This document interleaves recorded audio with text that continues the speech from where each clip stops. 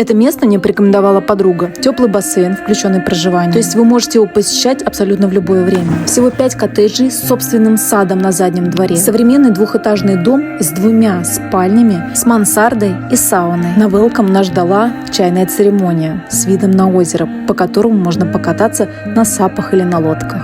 Также есть велосипеды, большая детская площадка. В каждом доме камин и гриль. Стоимость за 2 суток проживания указала в описании.